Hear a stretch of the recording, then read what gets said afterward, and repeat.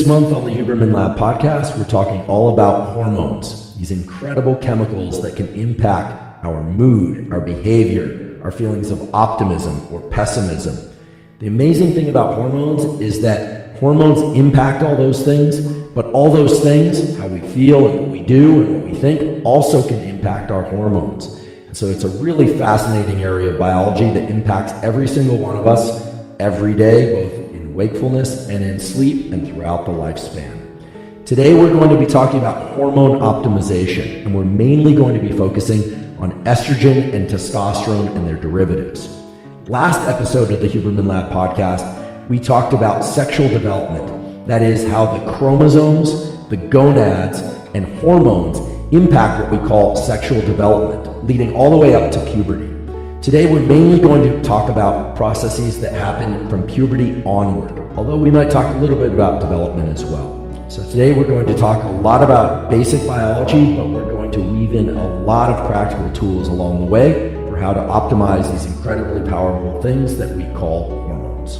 Before we dive into our discussion about hormone optimization, I want to raise what I think is a very important point that at least I hadn't heard of until recently, which is the concept of salutogenesis. Many of us are familiar with the concept of pathogenesis, the idea that there are all these scary diseases like dementia and heart disease and stroke and all these things that await us if we don't take good care of ourselves, and that might await us even if we do. That's the pathogenic model. Salutogenesis is something I learned about from one of my Stanford medicine colleagues, which is a different orientation toward health and well-being, where you're taking on particular behaviors, you're taking on a particular stance towards nutrition and exercise, supplementation, etc., in order to promote well-being above where you would be if you were not doing those behaviors.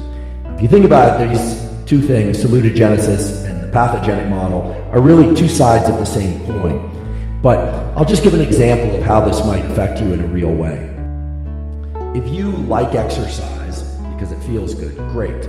But many people exercise, or eat well for that matter, in order to avoid heart disease or to avoid dementia, to avoid negative changes in body composition. And while that's powerful, and certainly is the case, that exercise will help you move away from all those things, the salutogenesis model differs in that it involves a mindset and an orientation towards doing those things in order to feel good, in order to enhance your level of energy, in order to improve endocrine function and metabolic function. So it's really part of the pathogenic model, and yet salutogenesis is really more of a mindset toward why you would do these particular behaviors. And really the most powerful mindset is going to be one where you are thinking about the pathogenic model, doing things so that you don't end up sick, etc., and to move away from sickness, as well as the salutogenic model, where you're doing things in order to move towards health and well-being. We think of health and wellness nowadays, or the wellness community or wellness practices, and in many ways that is the essence of the salutogenic model. But I found it very interesting to know that within the field of allopathic medicine, these two models exist, but we don't hear about the salutogenic model quite as often.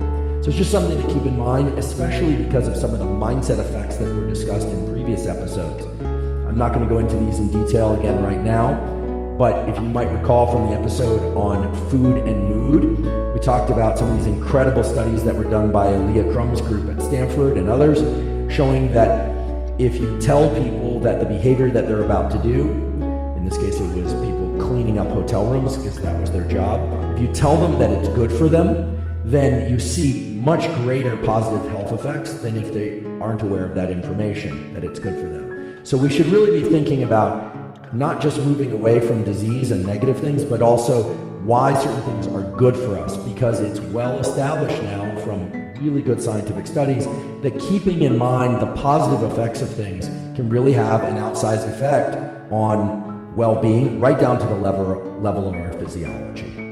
So let's talk about hormone optimization. Today we're going to talk about hormone optimization in reference to estrogen and testosterone and their derivatives. Now, estrogen and testosterone and their derivatives are what we call sex steroids.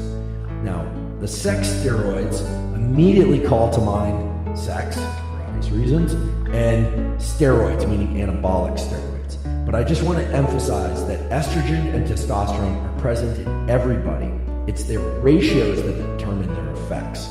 So today we're going to talk about how you can optimize the ratios depending on your particular life goals. Because the ratio of estrogen and testosterone in every individual has profound influence on feelings of well-being, feelings of optimism, feelings of anxiety or lack of anxiety, on reproduction, on sexual behavior independent of reproduction.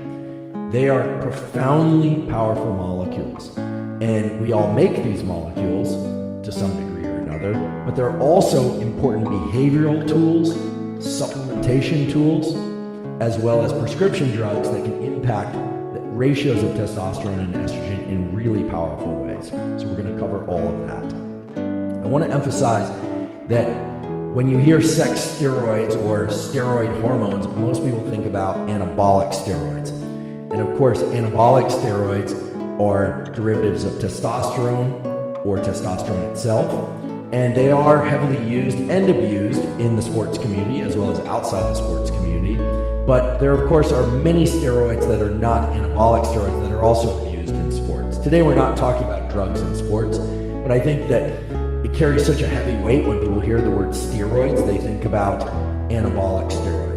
So while today's discussion will certainly be relevant to physical performance, in fact, we're going to talk about how specific types of exercise, particular patterns of cold exposure, as well as particular patterns, believe it or not, of breathing can impact sex steroid hormones, both estrogen and testosterone.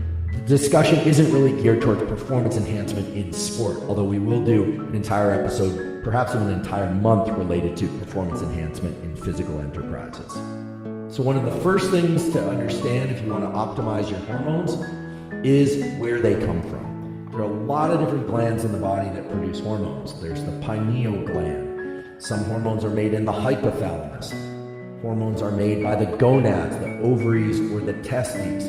You've got the thyroid gland. There are a bunch of different glands that make these different hormones, but when we're talking about the sex steroid hormones, estrogen and testosterone, the major sources are ovaries for estrogen and the testes for testosterone, although the adrenals can also make testosterone. Now, there are also some enzymes. Enzymes are things that can change chemical composition. And the enzymes that we're going to talk about today are the aromatases mainly. The aromatases convert testosterone into estrogen. So in a male, for instance, that has very high testosterone, some of that is going to be converted into estrogen by aromatase. And aromatase is made by body fat. It's also made in the testes themselves. A lot of people don't realize this, but the testes actually have the capacity to manufacture estrogen and aromatase, albeit at low levels. But this turns out to be important for optimizing hormone levels in males at later points, and we'll discuss that. It's important to note that there's a huge range in terms of the levels of hormones, testosterone and estrogen, between individuals. And it actually occurs within individuals across the lifespan. I'm not going to throw out specific numbers of X picograms per deciliter, etc. today, because that's going to vary a lot. It's going to depend on whether or not you're measuring in picograms or nanograms and that sort of thing. If you want to examine your hormones, you should do that in conjunction with a medical doctor, ideally an endocrinologist, can help you sort out that information. But the important thing to know is that prepubescent females make very little estrogen. And when we talk about estrogen, we mainly talk about estradiol, which is the most active form of estrogen in both males and females. So prepubescent females, very low levels of estrogen. During puberty, levels of estrogen, aka estradiol, basically skyrocket. And then across the lifespan, estrogen is going to vary depending on the stage of the menstrual cycle.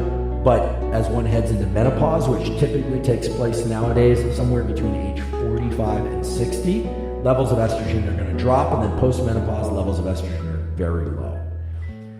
As well, testosterone will fluctuate across the lifespan. Testosterone is going to be relatively low pre-puberty in males. During puberty, it's going to skyrocket. And then the current numbers are that it drops off at about a rate of 1% per year. Although we're going to talk about some data that show that there's actually tremendous variation in testosterone levels. There's actually a lot of examples of men in their 90s, who still have testosterone levels that mimic pubertal levels, which is remarkable and speaks to the huge variation in testosterone levels across individuals. So let's talk about other sources of these hormones, and then it will make clear